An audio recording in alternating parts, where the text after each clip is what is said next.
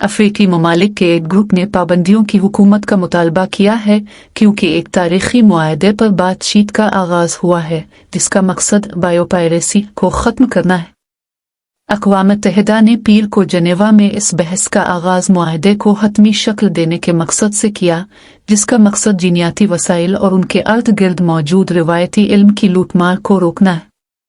20 साल से ज्यादा बातचीत के बाद अक़वाम मुत्तहिदा की world intellectual property organisation WIPO एक ऐसा मुआहदा करने की उम्मीद रखती है जो पेटेंट के निज़ाम में ज्यादा शफाफियत को नाफिज करके इस तरह के इल्म को इस्तेहसाल से बचाएगा।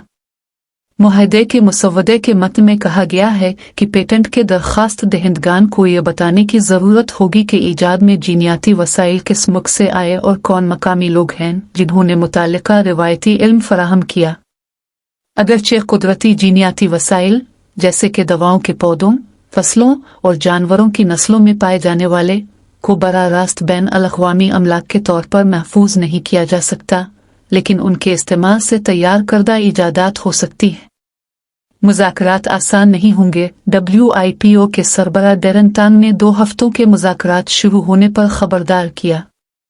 ताहम उन्होंने तजवीज़ पेश की कि तरक्की पजीर ममालिक वाकई तारीखी मुआहदे की चोटी ऊपर हैं।